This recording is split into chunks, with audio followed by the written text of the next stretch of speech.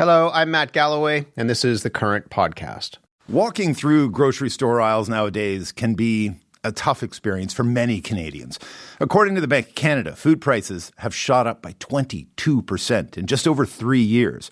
To offer some relief, last month, the federal government announced an increase to the GST rebate for low and modest income Canadians. Those who qualify will see their GST credit up 25% for the next 5 years, with a higher one-time payment this year. Betty Lou Suter is the CEO of Community Care in St. Catharines, Ontario. That organization helps those who need food, clothing, and shelter. The challenge has always been we need to get the politicians listening. This gives us a little bit of hope that it is on the radar. I just think this is going to give people the opportunity to have the ability to stretch their food dollars a little further and to live with dignity and purpose. Is it enough? It's never enough, but it is a start. Well, Christina Kennedy is a single mom of 4 children. She's on a fixed income and lives here in Toronto. Christina joins me in our Toronto studio. Good morning. Thanks for coming in. Good morning. Can you tell me a bit about your family and what these past few years have been like for you and you guys? I mean, it's been pretty difficult. There was a succession of events where my husband passed away, I became ill, and I've been a single disabled mother caring for children. That's tough. I mean, you're raising 4 kids while on the Ontario Disability Support Program. How have you been able to get by? I mean, it's not easy. I try to stretch money out as best I can. I buy things in bulk. I cook meals, at the beginning of the week for several days in a row just to stretch it out. I report for CBC News largely on business and economics. So I've been reporting on this a lot and watching sort of, the CPI reports come in and all the sort of, high level ethereal side of this. What has it been like for you watching as food has trended way above the sort of headline rate of inflation month after month, year after year, watching those prices just continue to go up? I mean, I think it's a lot more than just me. 1 in 4 Canadians are having a hard time affording food right now. But for myself, it's definitely been more and more difficult as the years go on. Like, I feel it going through the grocery aisles. What's it like for you when you show up at the grocery store and try to figure out how am I going to make everything last this week, this month, whatever it may be? It's pretty frustrating, especially when there's no continuity with the prices. It seems like there's no rhyme or reason when they go up. Do you mind if I ask just how much of your income goes towards groceries every month? So half of my income goes directly to rent. Then a quarter goes to bills. And what's left, I basically try to stretch that out and have it go to groceries. I wonder, what has it been like, you think, for your kids watching you? I think we all have those kind of core memory experiences of like sitting in the grocery cart with my mom going through the grocery store. What do you think this impact has been on them? I mean, we try to shield our kids the best we can, right? But it is difficult because sometimes there's things that I just can't get them that they may want. Right. So let's get into the heart of this. The government has announced this GST rebate. It existed. What they've done is boost it and increase it, getting it through the House Commons last week. How much of a difference do you think this can make for you and for your family? I think it's great. I think any little bit helps, but I think there definitely needs to be more initiative to give more funding to food banks and make some more programs to help families long term, just because the inflation is just not sustainable on people's incomes. Right. What like if you could wave a magic wand, what would you like to see them do? I would really like to see food programs for families, maybe, and not just people on disability, any low-income person, whether you're working 4 jobs or you're on welfare, it shouldn't matter if you're struggling. There should be grocery card programs to help families alleviate the stress of buying groceries. I mean, and at the end of the day, giving you a bit of extra money doesn't bring down the cost of groceries. It just helps you cover those increased costs. Do you get the sense that something more needs to be done to address the supply problem? Like, at the end of the day, the problem is that groceries cost more, not that you don't have enough to sort of cover the bill, right? Absolutely. I think that a lot more needs to be done to address it, but I don't really know the answer, to be honest with you. It's a pretty complicated situation. Well, you've assumedly got pretty good at trying to figure out how to scrimp and save, and I'm assuming you cut coupons. Do you have advice for people out there that are sort of struggling to make ends meet? Definitely, you can go to your local food bank. Right. You can try to buy things in bulk. I definitely do go to stores when there's sales. I go to several different grocery stores, and I keep my eye on, the different sales and promotions all the time. Do you, there's a stigma to this. Absolutely. Is there a community that you've been able to find to talk to people to get advice like that about how to scrimp, how to save, where to find deals, where to find support when you need it? Or is it hard to have those conversations? It is very hard to have those conversations. I think there is a lot of stigma. And so it's an uncomfortable conversation that a lot of people really don't want to have.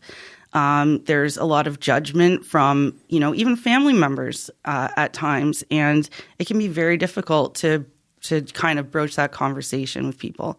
What if you sort of ran into somebody at the grocery store who's like, "Hey, Christina, how do I get through this? What can I do?" What is your advice? And is it just sort of push through those stigmas and ask for help, find whatever you can? Because at the end of the day, it's about getting food on the table. I think at the end of the day, you shouldn't turn down help. If you need help, ask for it. None of us can do it alone. We all need help sometimes. And that's something personally I definitely went through. I didn't want to ask for help initially. Right. But sometimes you have to ask for help. You can't do it alone.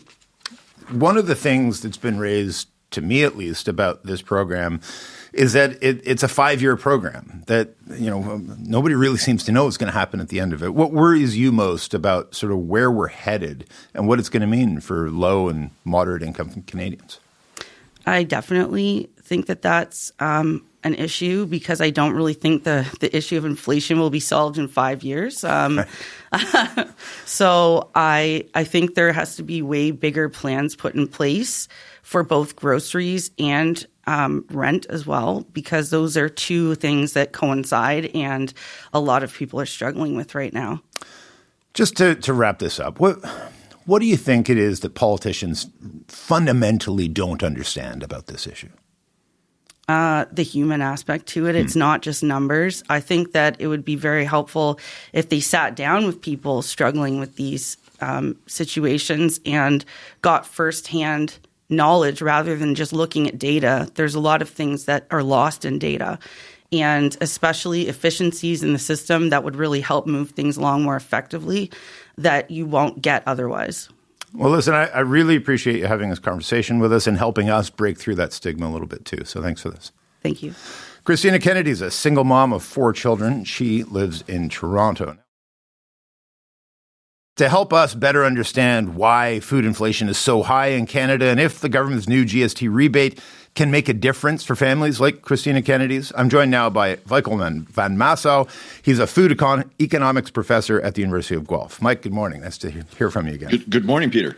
Let's just sort of quickly do the legwork here. Who qualifies for this new rebate, and how much more money does it really mean for people? Well, anyone who qualified for the GST rebate before, so it's income-based, based off of historical tax filings, will qualify for this additional money. And depending on the composition of your household, it can be from $700 to $1,400 immediately, and then another $700 a year for the next 5 years.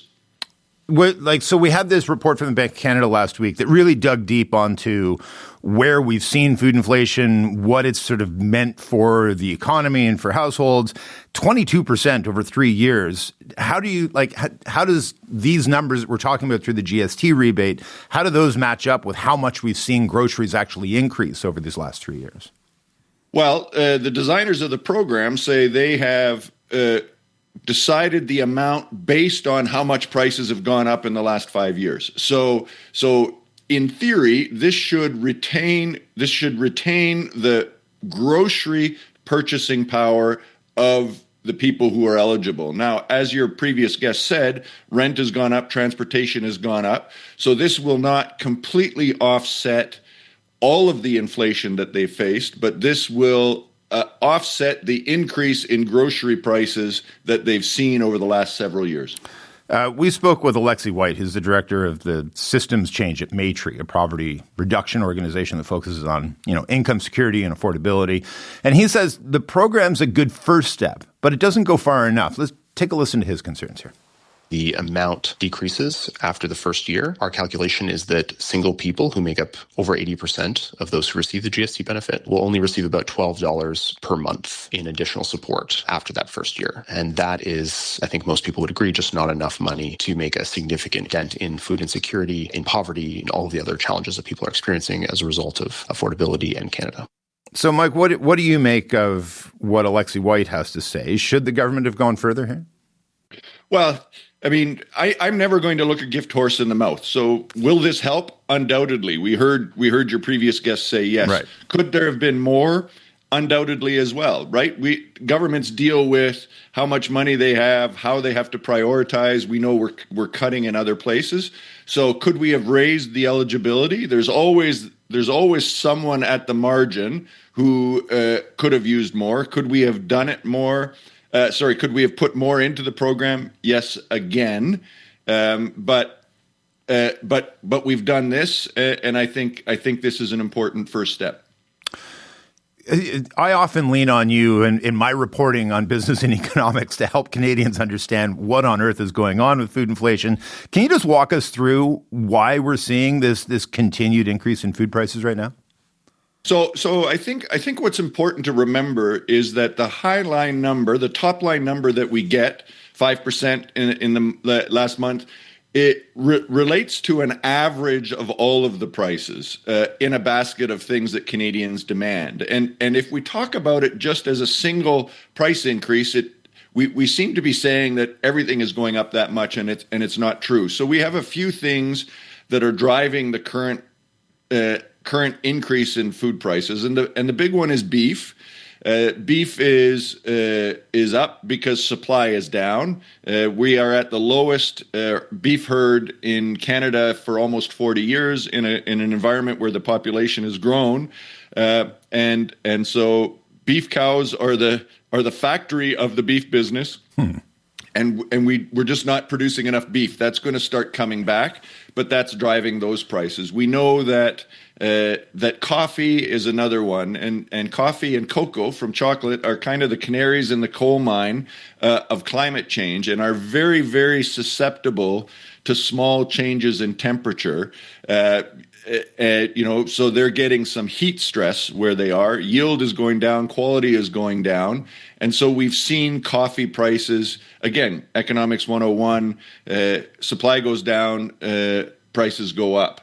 We saw also with coffee last year some impacts of U.S. tariffs and our counter tariffs, but that should have gone away.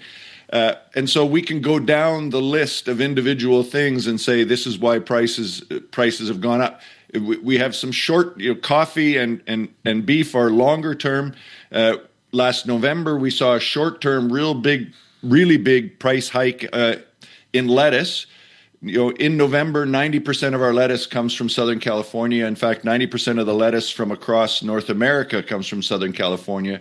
They've had some virus disease problems and some quality and yield issues. And again, supply goes down, so price goes up, and that's gotten better because production moves around. But we have all of these. We had extreme weather a couple of years ago in Europe that caused olive oil prices to go up. We had the war in Ukraine. We have an exchange rate that goes up and down. So there's these multifactorial reasons that prices are going up.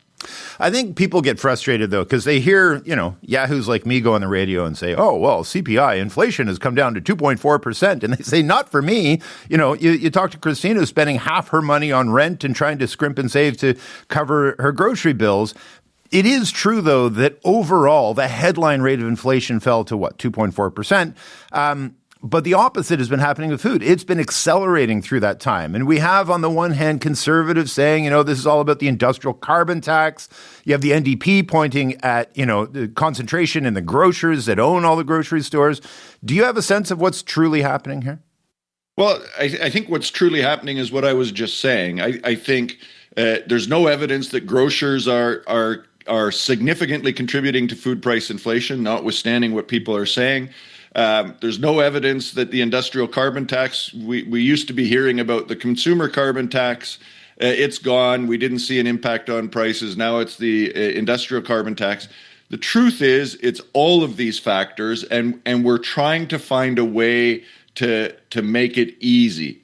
Food is much more susceptible to other factors like climate change because it's a biological process. You know, if we have extreme weather, it doesn't necessarily affect the production of computers or cell phones, but it can very easily affect the production of food, of lettuce, of coffee, of beef.